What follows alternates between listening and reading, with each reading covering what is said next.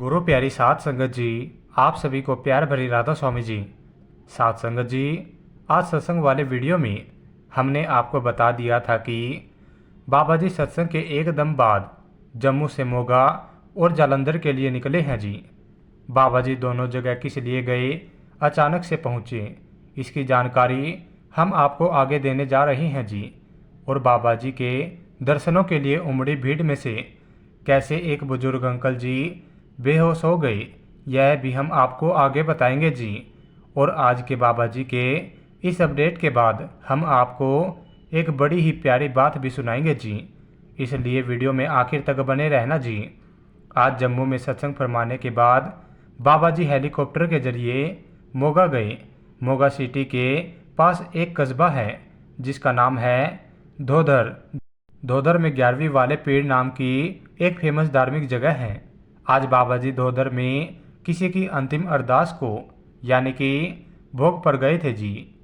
ऐसा सुनने में आया है कि 11वीं वाले जगह के जो सतगुरु संत है उनके भाई की अंतिम अरदास पर बाबा जी गए थे। धोधर में बाबा जी ने संगत को दर्शन भी दिए। जैसे ही संगत को पता लगा कि बाबा जी 11वीं वाली पर आए हैं, वहाँ संगत का सैलाब उमड़ पड़ा। बहुत ज़्यादा संगत वहाँ बाबा जी के दर्शन करने पहुँच गई थी जी। धोधर में अंतिम अरदास करने के बाद बाबा जी जालंधर गए। जिन संगत को नहीं पता उन्हें हम बता दें कि पंजाबी गायक हंसराज हंस जी डेरे से बहुत लंबे समय से जुड़े हुए हैं और मुंबई सेंटर में सेवा भी निभा रही हैं जी। हंसराज जी के घर से एक बहुत बड़ी दुखद खबर सामने आई है जी। 3 अप्रैल को हंसराज जी की पत्नी ने 60 साल की उम्र में चोला छोड़ दिया था जी। वह किसी बीमारी से जूझ रही थी और अस्पताल में उनकी डेथ हार्ट अटैक से हुई। उन्हीं के अफसोस पर बाबा जी जालंधर के सफीपुर गांव में हंसराज जी के पैतृक घर अफसोस पर पहुंचे थे जी। और उसके बाद बाबा जी जालंधर सेंटर नंबर 5 में गए, जहां पहले से ही हजारों की तादाद में संगत बाबा जी का इंतजार कर रही थी। और दोपहर का टाइम और बहुत ज़्यादा गर्मी होने के कारण एक बुजुर्ग अंकल जी वहां बेहोश हो गए, जिसके बाद आसपास की संगत और सेवादारों ने उन्हें संभाला और वहां से डॉक्टरी उपचार के लिए भेजा गया। बाबा जी ने जालंधर सेंटर में पैदल चलकर संगत को दर्शन दिए। दर्शन देने के बाद सारी संगत अपने अपने घर की तरफ चली गई और बाबा जी भी अपने हेलीकॉप्टर के जरिए अपनी अगली डेस्टिनेशन पर चले गए। जालंधर सेंटर नंबर 5 में इतनी संगत पहुंच गई थी कि बाहर तक कारों और मोटरसाइकिल का जाम लग गया था जी। साथ संगत जी, बाबा जी पहले हमें कई बार समझा चुके हैं कि हमें गुरु के पीछे ऐसे नहीं भागना चाहिए, लेकिन हम फिर भी नहीं मानते। और आज इतनी गर्मी के कारण एक हादसा भी जालंधर सेंटर में हो गया, जिसमें एक बुजुर्ग अंकल जी बेहोश हो गए। बाबा जी अक्सर कहते हैं कि मैं अपनी रिश्तेदारी में भोग पर जाऊं या शादी पर जाऊं, वहाँ रिश्तेदार कम होते हैं और संगत ज़्यादा होती है। साथ संगत जी, बाबा जी को यह सब बिल्कुल भी पसंद नहीं है कि हम बाबा जी के पीछे पीछे दौड़े चले जाते हैं जी। बाबा जी ने जब दर्शन देने होते हैं, हमें अपने पास सेंटरों में बुलाकर बड़े प्रेम से ओपन कार में या पैदल चलकर दर्शन देते हैं जी। और वही दर्शन असल है और गुरु अपनी मर्जी से देते हैं जी। जो दर्शन हम गुरु के पीछे दौड़कर छुपते छुपाते करते हैं, वह असल में दर्शन नहीं, बस हमारे मन की झूठी तसल्ली है। और वैसे भी गर्मी बहुत बढ़ गई है और बुजुर्गों और बच्चों का इस तरह से कड़ी दोपहरी को बाबा जी के पीछे दौड़ने का कोई मतलब नहीं बनता। दर्शन करने हैं तो बड़े प्रेम से भंडारे पर जाना चाहिए और वहाँ प्रेम से बैठकर दर्शन करने चाहिए। साथ संगत जी, आज बाबा जी ने जम्मू सत्संग में जो कुछ समझाया वह हमने अपने चैनल पर डाल दिया था जी। संगत बड़ी खुशी के साथ सुन सकती है। आइए अब वीडियो में आगे बढ़ते हैं जी और एक बड़ी ही ज़रूरी बात को सुनते हैं जी कि अमृत वेले सिमरन करने के क्या फ़ायदे हो सकते हैं। यह घटना एक सत्संगी की खुद की आप बीती है, इसको ध्यान से सुनिए जी। साथ संगत जी, अक्सर बाबा जी कहते हैं कि मालिक को याद करने का कोई स्पेशल टाइम नहीं होता। जब भी समय मिले तब मालिक की याद यानी भजन सिमरन में बैठ सकते हैं जी। लेकिन आज के इस वीडियो को सुनकर आप सब यह कोशिश ज़रूर करेंगे कि सुबह अमृत वेले यानी कि 3 बजे उठकर भजन सिमरन किया जाए। आइए सुनते हैं जी इस घटना को एक गांव में एक अमीर जमींदार रहा करता था। उसके पास धन दौलत जमीन जायदाद और ढेर सारे दुधारू पशु थे। जीवन के हर ऐशो आराम की चीज उसके पास मौजूद थी। बड़ी ही खुशहाल जिंदगी वो जी रहा था। लेकिन किस्मत का चक्कर कब पलट जाए कोई नहीं जानता। अचानक उसका दुर्भाग्य शुरू हुआ और एक एक करके उसके सभी पशु मरने लगे। आसपास सबकी फसलें अच्छी होती, लेकिन जमींदार की फसलें बर्बाद हो गई और लगातार घाटा होता चला गया। हालात इतने खराब हो गए कि उसे अपनी जमीन गिरवी रखनी पड़ी। फिर घर भी हाथ से चला गया। मुसीबत की इस घड़ी में जमींदार की पत्नी भी बच्चों को लेकर उसे छोड़कर अपने मायके चली गई, क्योंकि जब घर में खाने को कुछ ना बचे और आगे का भी कुछ दिखाई ना दे तो अपने भी साथ छोड़ देते हैं। जमींदार की पत्नी अपने बच्चों को साथ लेकर मायके चली गई कि वहाँ कम से कम बच्चे भूखे तो नहीं मरेंगे। अब जमींदार के पास कोई सहारा नहीं बचा था सिवाय उस परमात्मा के, जिनसे जमींदार ने जमीन गिरवी रखकर कर्ज लिया था। उनका कर्ज वो चुका ना सका और एक दिन कर्जदारों ने उसकी जमीन और घर पर कब्जा कर लिया। वह जमींदार सड़क पर आ गया। उसकी हालात एक भिखारी जैसी हो गई। उसके पास सिर्फ एक जोड़ी कपड़े थे, वह भी जो उसने उस समय पहन रखे थे। इसके अलावा जमींदार के पास कुछ नहीं था।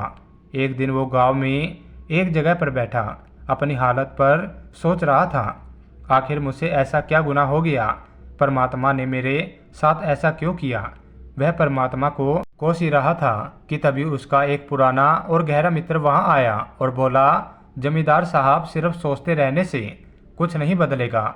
जमींदार बोला, मुझे लगता है किसी ने मेरे साथ कुछ गलत किया है, कोई जादू टोना किया है, तभी मेरा जीवन इस कदर उजड़ गया है, नहीं तो यह सब अचानक से कैसे हो गया?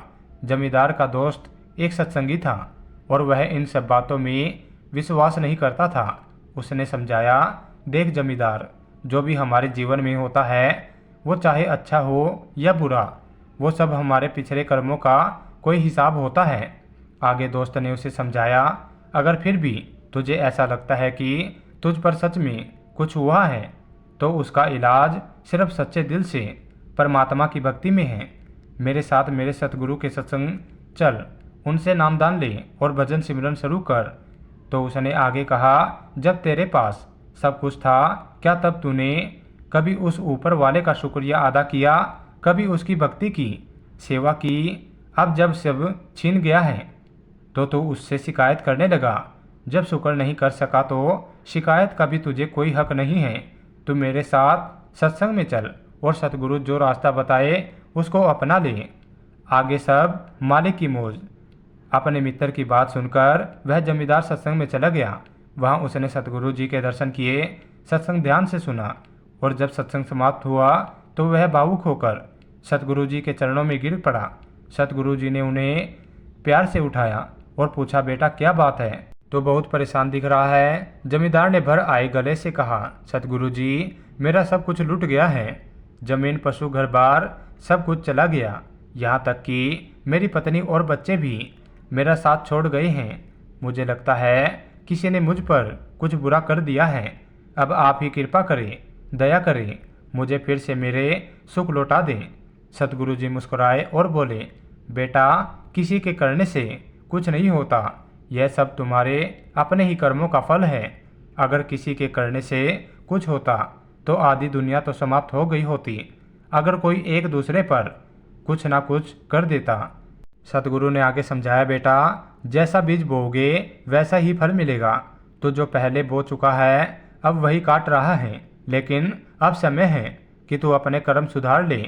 जो कर्म तू पहले करके आया है वह तो हिसाब तुझे देना ही होगा, लेकिन मालिक की भक्ति में लगेगा तो मालिक तेरे अंतर में शक्ति देगा और तेरे कर्मों का जल्दी जल्दी निपटारा करवा देगा। तू सेवा कर, भक्ति कर और भजन सिमरन में लग जा, इससे तेरा जीवन फिर से संवर जाएगा। जमींदार ने हाथ जोड़कर विनती की, सतगुरु जी, कोई ऐसा तरीका बताइए जिससे मुझे अपने सुख जल्दी मिल जाए। कोई उपाय, कोई शॉर्टकट जिससे मेरी जिंदगी फिर से पटरी पर आ जाए और मेरे सुख वापस लौट आए। सतगुरु जी बोले, उपाय तो है, पर सवाल यह है कि क्या तू उसे निभा पाएगा। जमींदार ने तुरंत कहा, आप बताइए, मैं हर हाल में करूँगा। तब सदगुरु ने संगत की तरफ इशारा करते हुए जमींदार से कहा, यह जो सामने बैठे हैं यह संगत हैं और हर रोज़ मेरा सत्संग सुनने आते हैं, लेकिन अमल में कोई नहीं लाता। तू मेरा एक काम कर दे। अगर तूने मेरा यह काम कर दिया तो तेरे सुख के दिन फिर से लौट आएंगे। जमींदार ने उत्सुकता से पूछा, मुझे क्या करना होगा। सदगुरु फिर जमींदार से बोले, तू एक ढोलकी ले ले और हर रोज़ सुबह 3 बजे उठाकर नहा धोकर उस ढोलकी को गले में डालकर गांव में संगत के पास निकल जा और हर घर के सामने जाकर जोर से कहे, उठ जाओ, अमृत वेला हो गया है, अब भजन सिमरन का समय है। लोगों को जगा भक्ति के लिए प्रेरित कर। यह सुनकर जमींदार थोड़ी हिचकिचाहट के साथ बोला, सदगुरु जी, यह काम मुझसे नहीं होगा। अगर मैं सुबह सुबह 3 बजे ढोलकी लेकर लोगों के दरवाजे पर शोर मचाऊंगा तो लोग नाराज हो जाएंगे, डांटेंगे, शायद मार भी दें। सदगुरु जी थोड़े मुस्कुराए और बोले, हाँ, यह तो हो सकता है कि लोग तेरे ढोल बजाने से नाराज हो जाए, कुछ तुझे बुरा भला कहे, डांटने या मारने तक आ जाए, लेकिन अगर तेरे कहने से सिर्फ कुछ लोग भी जाकर नाम जपने लगे तो तुझे अनगिनत पुण्य मिलेगा। तेरे पिछले जन्मों के पाप कट जाएंगे और जो सुख तुझे वर्षों बाद मिले थे वह कुछ ही दिनों में लौट आएंगे, क्योंकि अमृत वेले खुद उठकर भजन सिमरन करना जितना इतना बड़ा काम है, उससे भी ज़्यादा बड़ा पुण्य का काम है दूसरों को उठाकर परमात्मा की ओर लगाना। जमींदार ने मन ही मन सोचा, अब तो खोने को कुछ बचा नहीं, क्यों ना सदगुरु की बात मान लूँ। ज़्यादा से ज़्यादा गांव वाले मुझे गोली दे देंगे या फिर 1-2 थप्पड़ लगा देंगे तो मैं चुपचाप खा लूँगा। और जमींदार वहाँ से उठा और फिर उसने वैसा ही किया। रोज़ सुबह 3 बजे नहा धोकर ढोलक गले में डालकर और गांव के घर घर जाकर आवाज़ लगाता, उठो भाइयों, अमृत वेला हो गया है, नाम जपने का समय है। और शुरू में लोगों ने मजाक उड़ाया, ताने मारने, गुस्सा भी किया, कुछ ने तो धक्का तक दे दिया और लाते तक मार दी और कहा, पागल हो गया है क्या, सुबह सुबह सोने नहीं देता। मगर जमींदार गांव वालों के ताने और लाते खाने के बाद भी नहीं रुका और बिना रुके रोज़ यही करता रहा। धीरे धीरे गांव वालों ने सोचना शुरू कर दिया, यह आदमी जो कह रहा है वह तो सही है। संत भी कहते हैं कि सुबह उठकर नाम जपना सबसे अच्छा होता है, और अब तो नींद भी टूट जाती है, क्यों ना उठकर भजन कर ही ले। फिर वही हुआ जिसका अंदेशा भी नहीं था। सदगुरु की कृपा से गांव के लोग अमृत वेला में उठने लगे। आधे से ज़्यादा गांव रोज़ सुबह भजन सिमरन में लग गया और उस जमींदार की किस्मत बदल गई।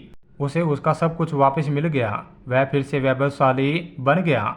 साथ संगत जी, सबसे बड़ा पुण्य है दूसरों को भजन सिमरन के लिए प्रेरित करना। अगर एक भी रूह हमारे कहने पर भजन सिमरन करने लगती है तो हमें बहुत पुण्य मिलता है।